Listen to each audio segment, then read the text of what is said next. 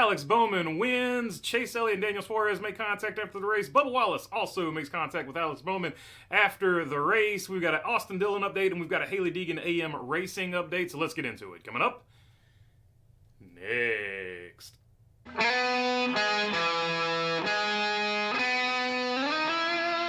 What's going on, everybody? Hope you're doing good today. All right, Alex Bowman breaks the winless streak that he had been suffering through, the drought or whatever, since, I guess, 2022. I think he won the third race, maybe Las Vegas, in that year. Then, obviously, had the injury where he missed 5 races toward the end of the season. And then last year, of course, missing the 3 races as well. But he finally gets off the schneid from 2022.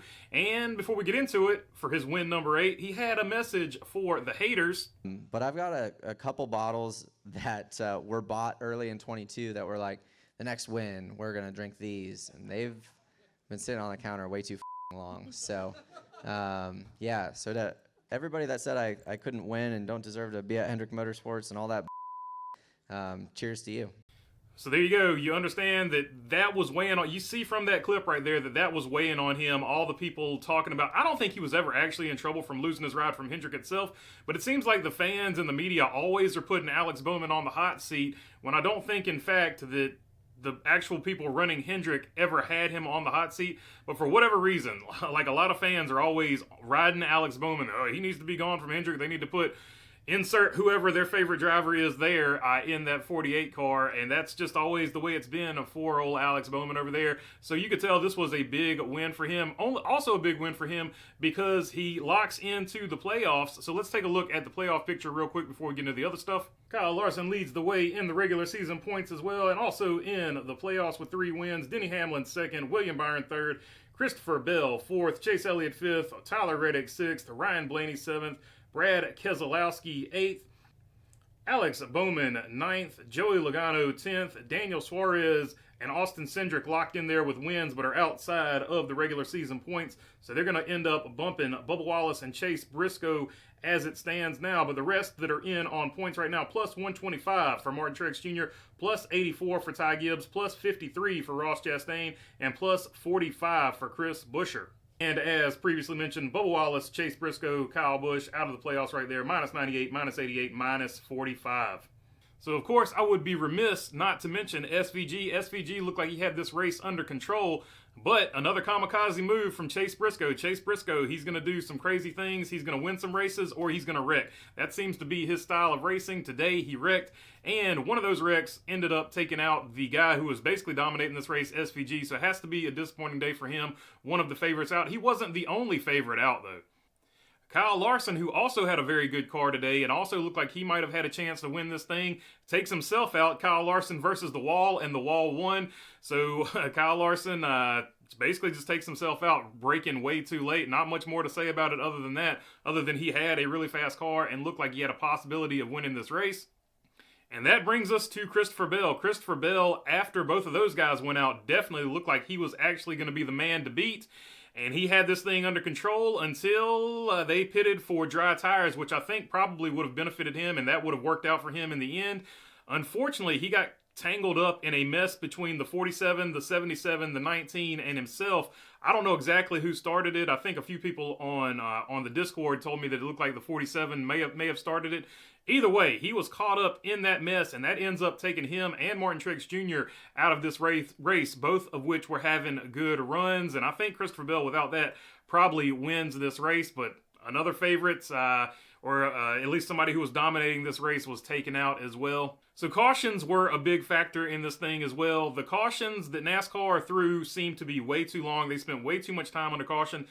They ended one stage because they didn't want the stage to end without people having the opportunity to pit, or they didn't want the pit sequence to affect how the final stage worked, or something like that. Either way, when they ended that, they should have just ended the stage right there and added those laps to the next stage instead of running the 3 laps under caution, because while they were running those 3 laps under caution, the rains came. So the cautions, that's just the one I'm going to pick on because we've got a lot to cover today. But the cautions were way too long. They need to shorten the cautions at road course races.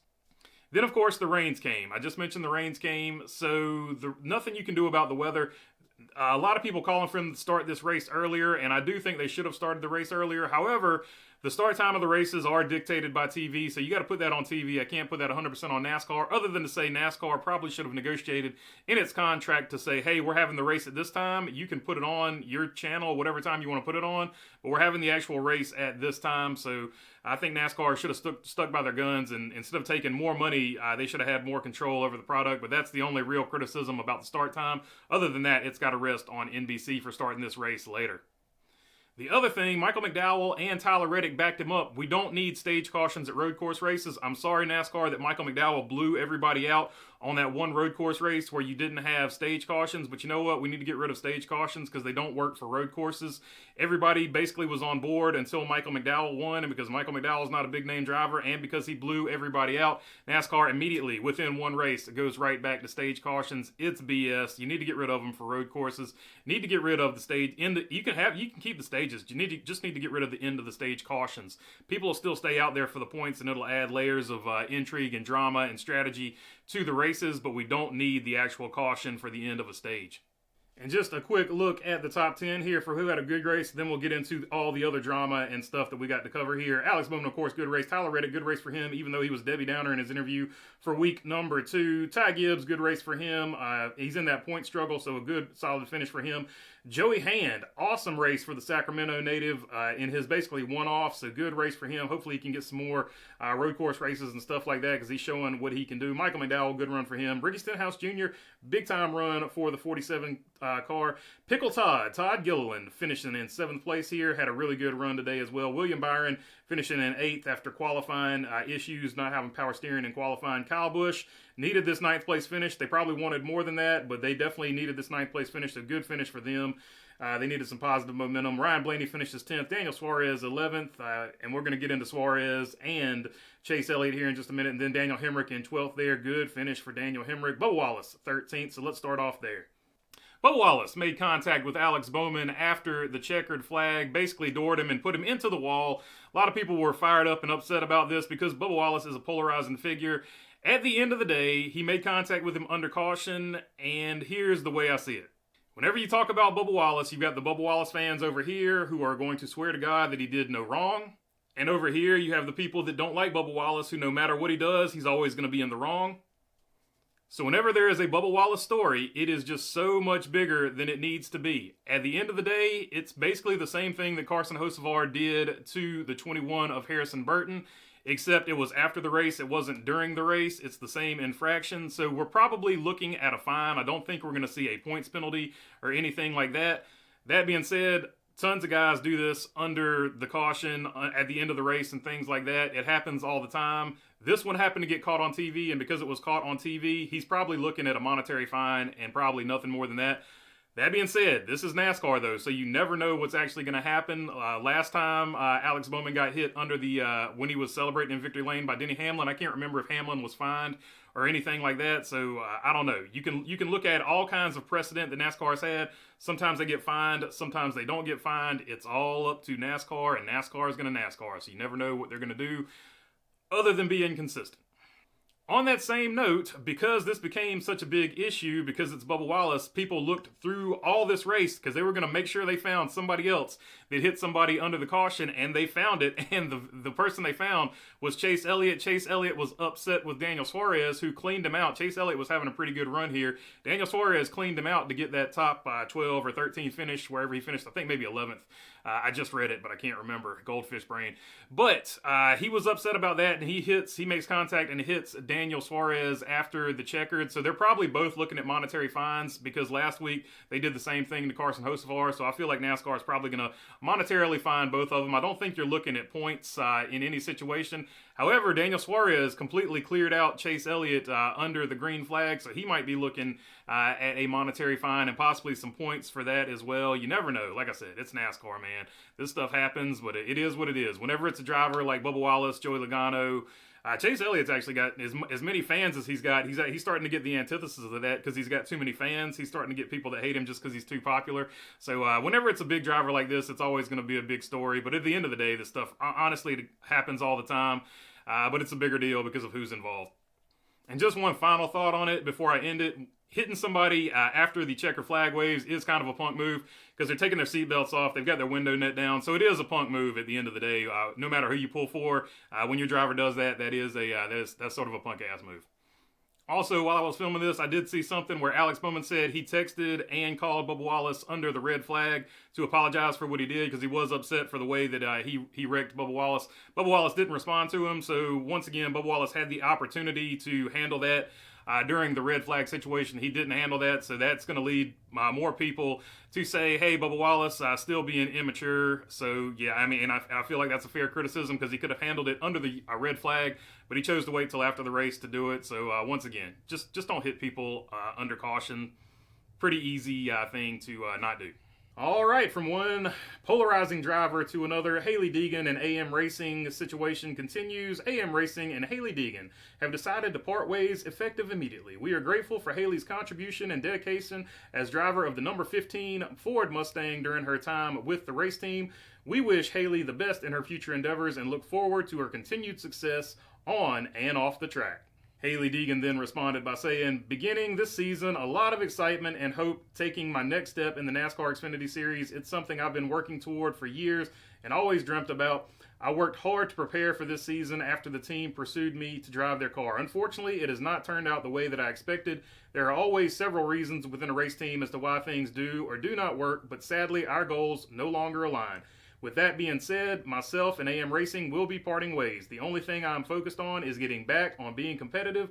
That is all that matters to me. I am working as quick as possible to find the best opportunities to get back on the track. I am thankful for the following that I have and everyone who supports me. It's truly me that knows the whole story and what I need to succeed. See you at the track soon. So there you go. AM Racing statement definitely looks like it was written by a lawyer, just your typical corporate speak. Hey, we're parting ways. We wish her the best, all that good stuff. Hailie Deegan, for the most part, hers was basically also corporate as well, but then you get at the bottom of it and it says, I'm the only one who knows the true story. So that lets you know there's definitely some hard feelings there. So maybe one day the full story of everything that went down will come out. But all I can say for now is because no reporters wanted to touch it until today, Monday, and this happened like way before this race started. That tells you there was some drama and some hard feelings, and maybe one day the real story will come out. Also, while recording this, I found out Josh Berry is listed in the NASCAR roster portal as the driver of the AM Racing number 15 this weekend for the Xfinity Series race at Pocono. According to Bob Pockris, and Bob Pockris also said that it looks like they're going to just fill in a bunch of, I guess, all-star drivers from the Cup Series for the rest of the year for AM Racing. They're over there, I guess, trying to get better with some veterans and stuff like that, which is probably what they should have done all along. They probably should have had a veteran presence there with a brand new, basically, Xfinity Series race team. Probably would have been their best bet. But at the end of the day, we'll see if the full story ever comes out. But yeah, looks like it's going to be Cup Series drivers in the AM car from here on out. All right, here it is. A lot of speculation around the three-car. Austin Dillon clarified it on Sirius XM radio with Danielle K. Trotta. NASCAR report giving us this right here. Committed to the three-car, Austin Dillon tells Sirius XM he has 2 years left on his contract, but hints at changes to RCR in 2025. Austin Dillon tells Danielle Trotta of Sirius XM that he has 2 years left on his contract, is committed to his number 3 program for his years ahead, but hence there will be adjustments to the program for the end of this year, beginning of next year. So let's start with the beginning of that. We know Austin Dillon is going to be in that car until at least 2026 because he's got 2 years left on his contract. So next year we know what the lineup is going to be, at least part of it. The 2025 is going to be Kyle Busch and Austin Dillon in the 8 and the 3 cars respectively. So we know that. The second part of that, saying that big things are also coming in 2025, has led a lot of people to give a lot of speculation. The biggest and the first of this speculation has to be, are they adding an extra car? And if they add an extra car, there's 2 ways they could go about it. They could do like the Project 91 like Trackhouse does, or they could actually just get a charter and field a full team. And the third option, field a full team without a charter.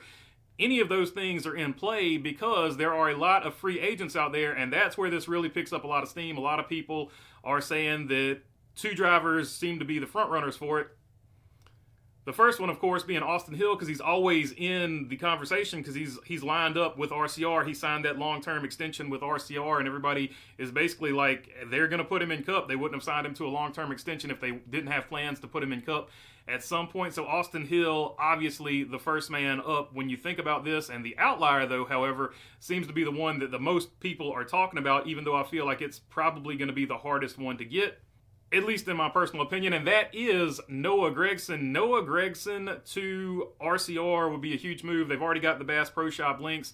J-Cal Designs, who apparently is going to be homeless because Austin Dillon is going to be back next season, has said numerous times that he thinks Noah Gragson is going over there to RCR. So Noah Gragson being the other one going to that team. And if that is the case, and like I said, this is all speculation, but a lot of people are talking about it. So sometimes where there is smoke, there is fire. So if Noah Gragson goes over there, that is a pretty stout lineup. You've got Noah Gragson, Kyle Busch, and Austin Dillon. That would be a pretty good lineup where you've got the two seasoned veterans and a young guy who looks like he's starting to turn the corner here in Noah Gragson. So it'll be interesting to see what happens over there. But when we were talking about this on the live stream, you guys threw out some other options as to what possibly could be the big changes going on. And one of those big changes is they've hired another director of competition. Who that is, we don't know, but somebody threw out there Rodney Childers. Rodney Childers is in play.